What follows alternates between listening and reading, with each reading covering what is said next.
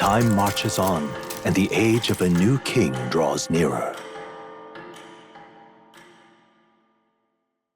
The day starts and we head back to Briarhaven. We get there and we overhear more violence has occurred, more murder happened, and it's connected to the people selling igniters under the table. By the sounds of it, it's a Parapus, as we continue onwards and hear the sound of a pained grunts, as we follow it and find Vinka clutching his chest. Basilio asks if it's the wounds. He chuckles, asking if he's worried.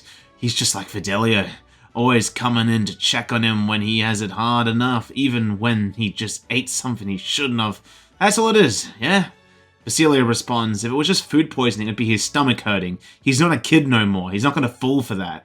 Thinking we should get him to a church, as one of the healers should be able to help him, but he is completely against it.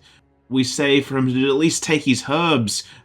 That angers Vinka though, saying that it's his time to die, nothing more. Basilio says he's not gonna die. He's sick of this. He's sick of not being able to save the people he cares for. So don't say you're gonna die, just say alive, so we can keep being stupid together. He relents with that, saying he'll go see this churchman later. He's got some business to take care of first. I ask what that is, but Basilio says that if it's important, then it must be paying good. Asking what we can do to help. He seems to be fine with this, he just needs to prepare first, asking to see us later, leaving. We're now left between us, as Basilio apologizes for dragging me into this job without asking. If Fidelio was here, he'd get raked over coals for that mistake, but I reassure him as it's pretty much like him to do this. He takes that as a compliment, as he's glad I'm here, else Vinka likely giving him the runaround again, but also calls me a loon, so thanks I guess.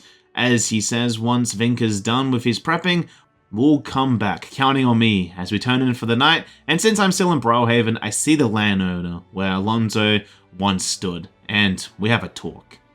We sit and talk in the same tavern we would scheme as he introduces himself as Dadarum, and thanks me for my assistance. I ask what assistance. He starts the story with the execution was proposed by Alonzo to bear the weight of his crimes and die with them, under the condition that he declares support for me by naming me as the person who put an end to him. And with that, he can bring me the renown, but he didn't need to die for it. He guesses it was a way to atone, as he gives me a letter saying that Alonzo entrusted him with it, so I read his last will. I wager you must be furious with me. I'm sorry I didn't let you in on the plan. I knew you would be against it. Believe it or not, I considered myself a just person. My cons were always in the service of a great... I convinced myself that it was all for my hometown, for my mother. I realized everything I'd done was out of my own selfish desires. Such a man, or come to think of it, death too, is perhaps its own selfish escape. When you stopped me, I could finally confront that about myself. The truth of the matter is, I like lying. I like tricking people. Perhaps I never needed to be a good person. On the day of my execution, you'll be lauded as a hero, and everyone in attendance will be none the wiser about my deception. Yes, before long you'll ascend to the throne, and the world will become a slightly better place. All thanks to my lies. I've done far too much wrong in my life. But in my final moments, I will become the kind of person I've always aspired to be. I owe it all to you. Even though I know this wasn't the conclusion you wished for, you have my gratitude.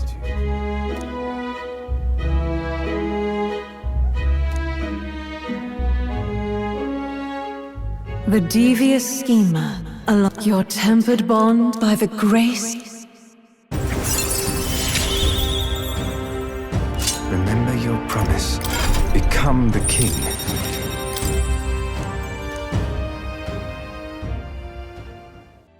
With our bond max with his death, I know I must get the crown.